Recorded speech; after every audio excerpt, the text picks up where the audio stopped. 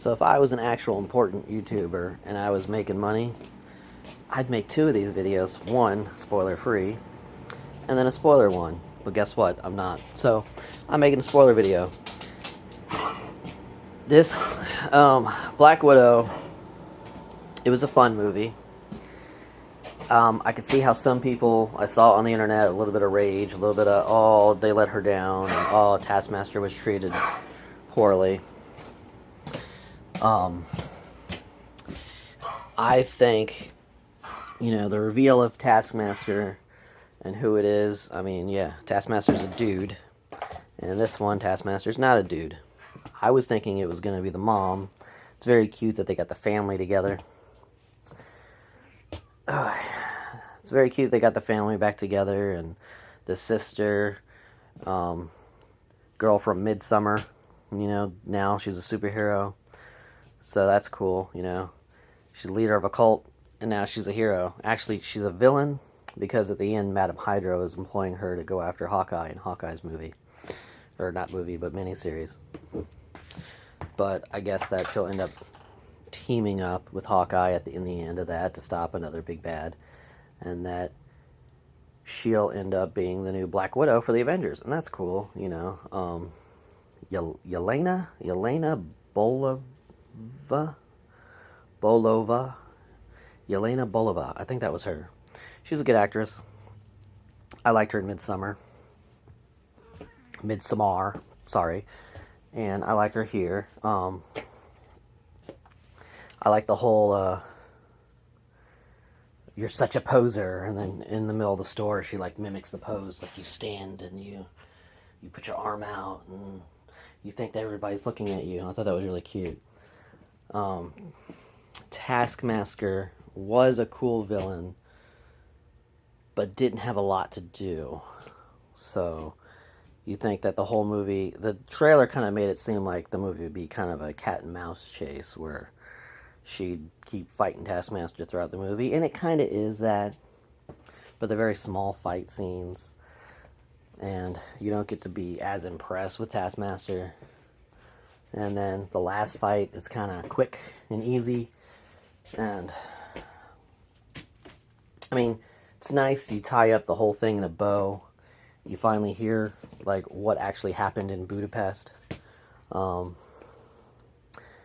It sucks that Scarlett Johansson's gone. I really like the Black Widow, and I think at the end of Infinity War 1, Tony didn't need to die. He didn't need to snap his. They could have kept the damn. They already wished everybody back. They could have kept the stones, all those Avengers, all those wizards, all that. They could have kept the glove away from Thanos. Tony didn't have to sacrifice himself. And then with Gamora able to come back, I think that they could have went back in time and stopped her before she jumped. And because you give the stone back, but then you don't get the soul back, right? So I think they could have went back in time and stopped her before she jumped, and be like, hey, we did it. We stopped them, and now you're coming into the future, and just bring her into the future. She misses a year of her life or whatever. I don't know. Actually, it's better because she gains a year of her life or whatever. Or months of her life, extra months, whatever. I don't know. Time travel. Time you want me. Anyways. I paid the $30 and I watched it at home. It was great. I was able to enjoy a couple drinks. I was able to pause. That was a plus. $30 a little steep, but then I was gonna go to the theater, and they have this new cool thing at my theater with reclining seats, where you can order your popcorn, order everything from the app, and they'll bring it to your seat. But then when I set all that up, it was like $26.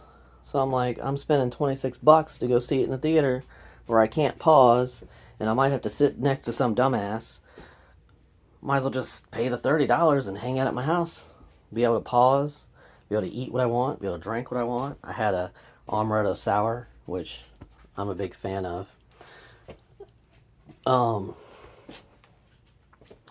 So I actually recommend buying it at home.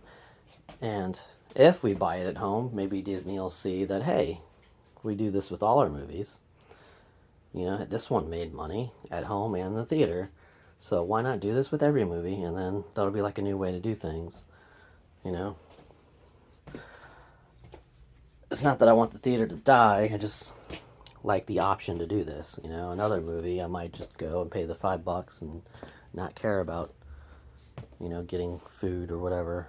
So, I don't know. Anyways, that's all stuff nobody ever wants to hear. But this is really just for me anyway. So, if you are watching, hello. I appreciate you watching.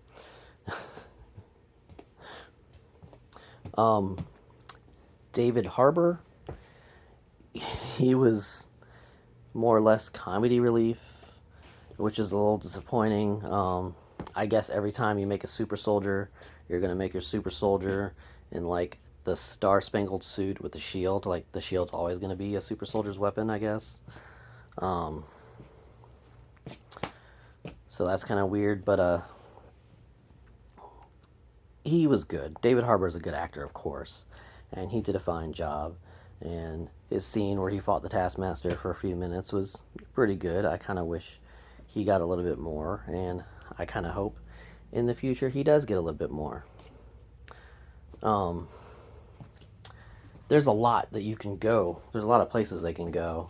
The mom, Melina, the mom. I don't know that actress at all. She did fine.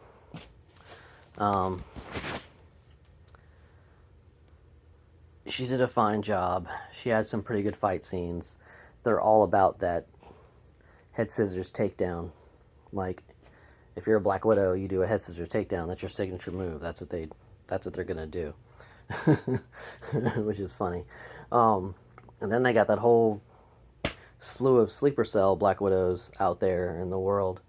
So who knows where you can go with that? I mean, actually, if they would have did this movie before they did Falcon and the Winter Soldier, I think that the sleeper cell Black Widows would have been better than the villains that we got. I wasn't really fond. I mean, the girl was a good actress or whatever. I can't even remember the villain name, and I can't remember really what it was, but her being a Black Widow and, you know, like using all of them or for to go back to the way the world worked. They kind of started out that way with, hey, the world was better when it was I'm going on a tangent. They kind of started out that way where the world was better during the blip, but then it kind of didn't end that way, did it? I don't know. There's a podcast I got to listen to about it. They'll tell me all about it, remind me of it. Now Playing Podcasts, I highly recommend them. They cover everything. They cover Marvel, every Marvel movie, even the Nick Fury one. And every DC movie, every Friday the 13th, all that they do series, and they're great. They hate me because one of the guys thinks I was torrenting his paid for episodes, but I was informing them that they were on a torrent site and trying to let him, like, hey dude, somebody's stealing your shit, you should write a letter to the company or something, get them to take it down. And he thought I was the guy who put it up, so he like hates me. But that's here nor there. I still love him. I still give him my money. Anyways, this is going on, and it's like a 9-minute video. Wow. If I'm gonna do this all the time, I need to find a spot, pick out a nerd thing in the background, you know, fix lighting, all this stuff, maybe write a script, whatever. I'm just doing it for fun. So, Black Widow was a great movie. I would give it like a C plus. It wasn't like up there with the higher tier Marvel movies.